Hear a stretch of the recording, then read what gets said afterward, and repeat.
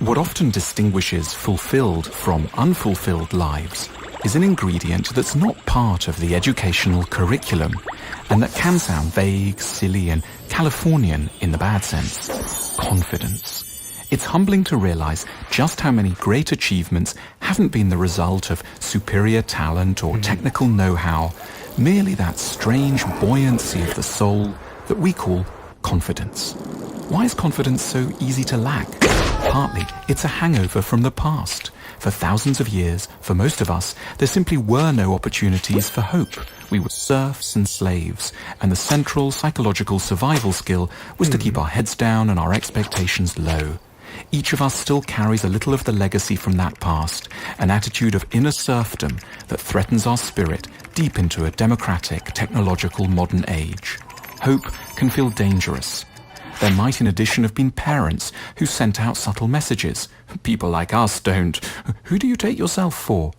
We should feel compassionate about where those defensive parental messages came from. They were a protection, a survival strategy, and an escape from humiliation. School didn't necessarily help either. It wanted us to be good boys and girls and taught us to trust in established authority. But we may naively have gone on too long putting too much faith in existing institutions and now suffer from doing whatever is asked of us a little too obediently.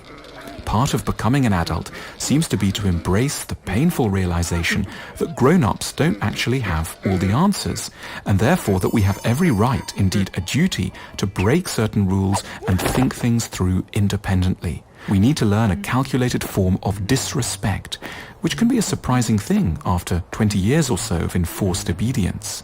We need to learn a constructive suspicion of authority, a path between total compliance on the one hand and sullen skepticism on the other. In addition, confidence seems to involve a courage to accept imperfection. It's tempting never to get going when everything has to be perfect. But that's a recipe for remaining under the bed. And yet how often so-called great lives have been riddled with errors that nevertheless didn't sink them. Confidence begins with a capacity to forgive oneself the horrors of the first go. Death is a necessary thought too. We should use it not to further sadden us, but to scare us fruitfully into taking some action. Our fear of messing up should give way to the only real danger there is, that of never trying. If you like our films, take a look at our shop, theschooloflife.com/shop. You'll find lots of thoughtful books, games, stationery, and more.